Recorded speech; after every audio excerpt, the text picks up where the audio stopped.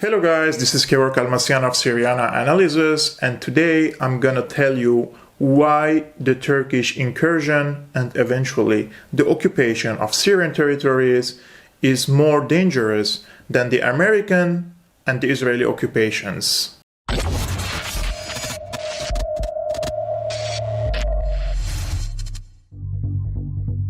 First of all, this episode is in no way an attempt to underestimate the danger of the American and the Israeli occupations, but I'm gonna tell you why the Turkish occupation could last more and is more dangerous than the American and the Israeli occupation of Syrian territories.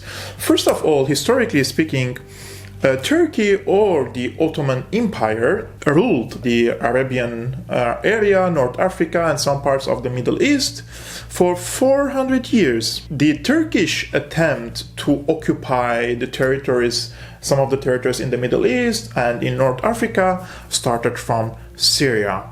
So Syria was actually the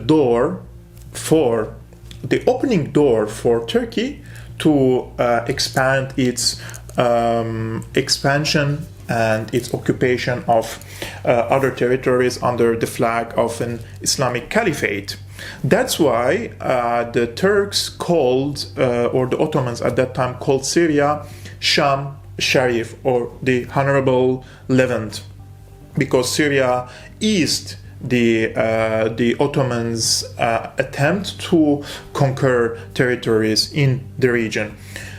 Turkey occupied Syria for 400 years, including Palestine and other countries in the region.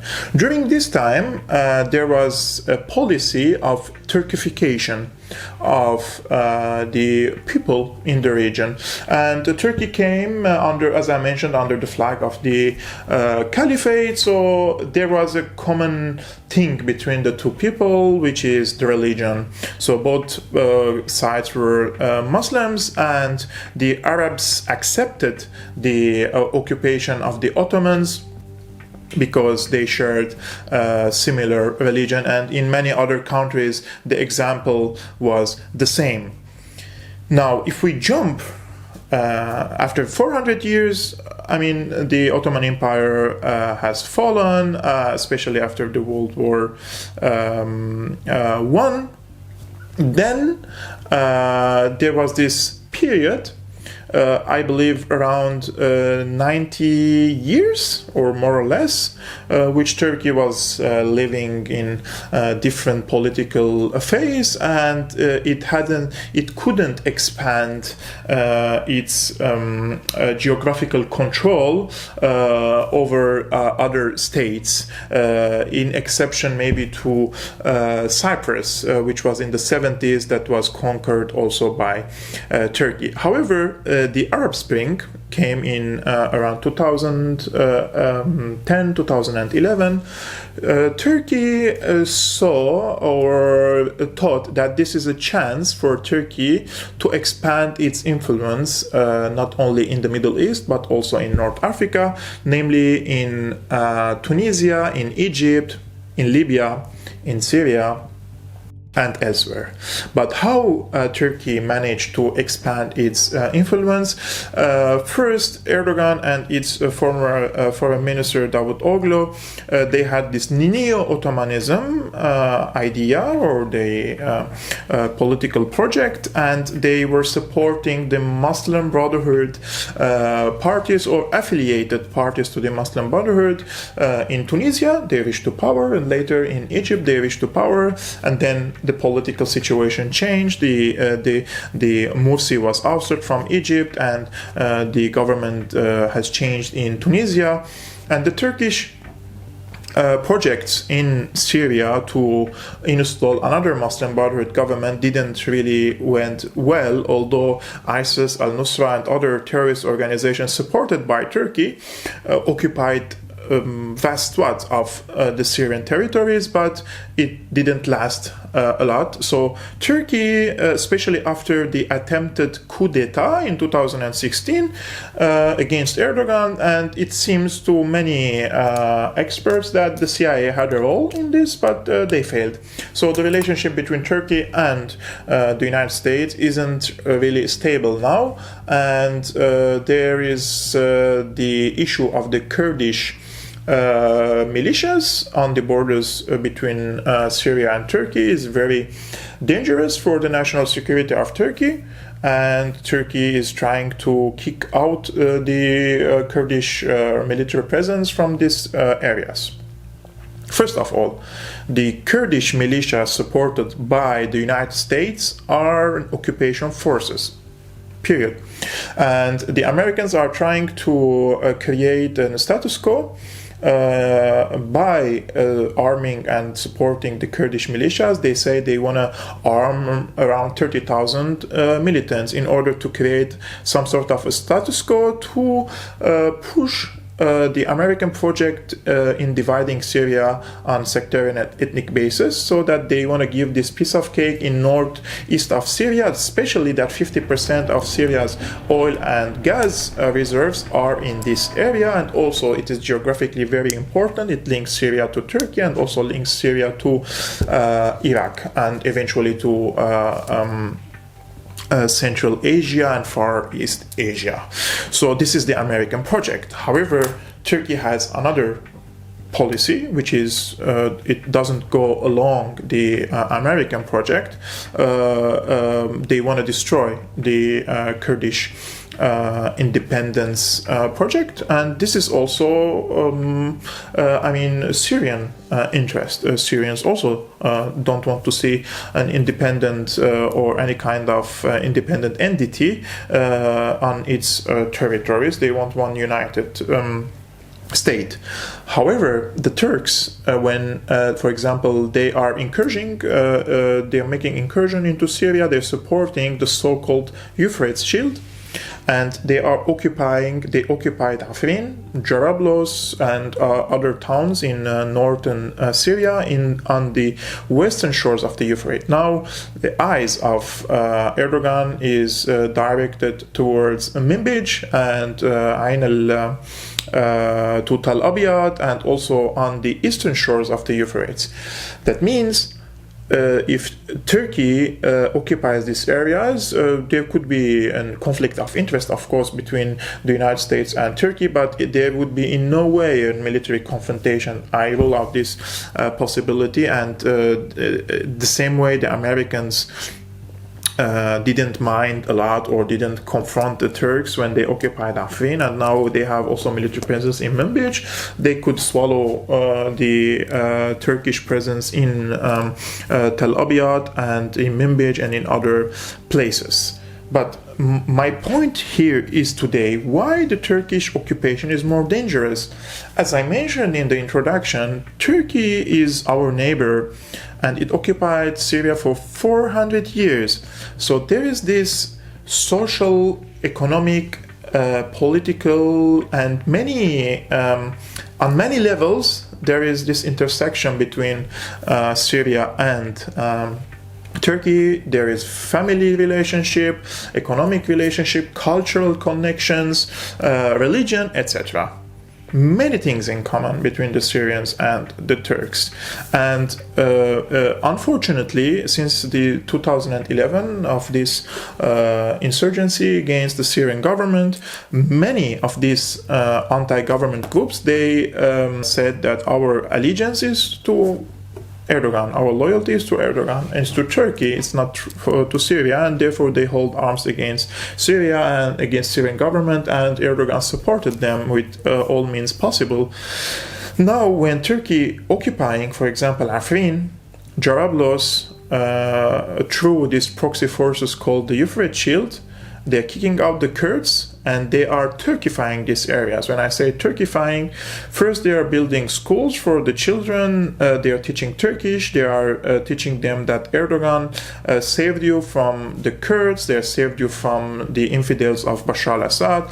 So they are planting the seeds within them, just like their grandparents did 400 many centuries ago by Turkifying the people. They taught them the Turkish language, the culture, and everything. Turkey, before the war, for example, they invested a lot in exporting the Turkish movies and Turkish series to the Syrian market, and many people were impressed by the Turkish culture, and they thought it's superior to the Arabs, so they want to embrace this culture. Also, Erdogan claims that he is a pro-Palestinian, although he is one of the main collaborators with Israel in trade relationships, security relationships, and even on military level. But anyways, in the media, in front of the people, in order to mobilize them and tell them that he is a pro-Palestinian and he's anti-Israel, he makes a lot of beautiful statements, and many Arabs believe and buy that statements. So why Turkish occupation is more dangerous? Because Turkey is able to play on the values, on the social aspect, on the value aspect of the people. Turkey is able to Turkify the people and make them loyal to Turkey, make them act as Turks, make them act as if they are citizens of Turkey, is able to plant the seeds of becoming the upcoming generation to become 100% loyal to Turkey instead of to Syria. In the contrary, for example, if Americans occupy an area in eastern Syria, vast majority of them are Arabs. They perceive the Americans as an occupation forces. They see the American culture as inferior, and they believe that it contradicts their culture and their values. And similarly, Israel occupies Syrian territories since 1967, and until this moment they are not able to make the people loyal to Israel in the Golan Heights. Until last month, the Syrian community in the Golan, they were protesting against the Israeli occupation, and they boycotted, I believe on the municipality level, they boycotted it because they believe the participating in the elections means normalizing relations and accepting the occupation. But this is not going to happen in Afrin, this is not going to happen in Jarablus, this is not going to happen in Minbij. If Turkey is there, Turkey is building infrastructure, Turkey is investing in the cultural level, Turkey is able to gain the hearts and the minds of the people, as I mentioned, because of the many mutual, many common things between the two people. So that's why the Turkish occupation is much more dangerous than the Syrian one. And those who believe, I'm reading some articles in the media, especially by those so-called pundits, which I won't use their analysis as even a toilet paper. They are claiming that Turkey is fighting terrorism in Syria, although Turkey supported terrorism since 2011 in Syria. They're fighting the Kurdish terrorism to kick out the Kurds and to give them to their owners, to the Syrian people, which is completely untrue. The Turkish army is kicking out the Kurds, that's true, but they are not giving the territories to their owners. The owners of these territories is the Syrian government. No other force has the right to have a control over these territories. And those who believe, just for a second, that Turkey could just hand over these areas in the future to Damascus without military confrontation or without very huge and painful compromises by Damascus, he should be either very stupid or he is an Erdoganist, and he is a pro-Erdogan, but he's claiming to be pro-Syria. Guys, that was all for today. I tried to summarize this very serious development that could happen anytime soon. Erdogan, his army, and the so-called Euphrates Shield could invade Tel Abyad or maybe Manbij and even more into the eastern shores of the Euphrates. The American forces are occupation forces. The Kurds have no right to have their entity in Syria. The Turkish army is an occupation forces. The Euphrates Shields that's supported by Turkey is a proxy for Turkey, and as I mentioned, their project is to Turkify the area. Israel has no right over the Golan Heights. It's not a rocket science. If you are against the Kurdish federal or independence or any kind of entity, political entity for them, that doesn't mean you should be with Turkish occupation.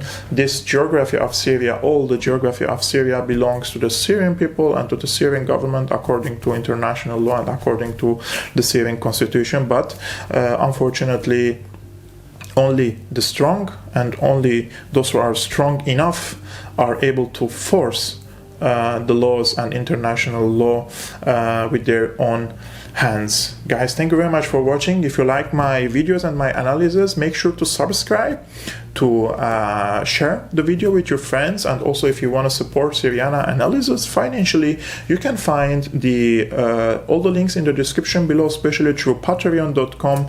That could make a huge difference for me and for the platform that I'm trying to deliver you an information.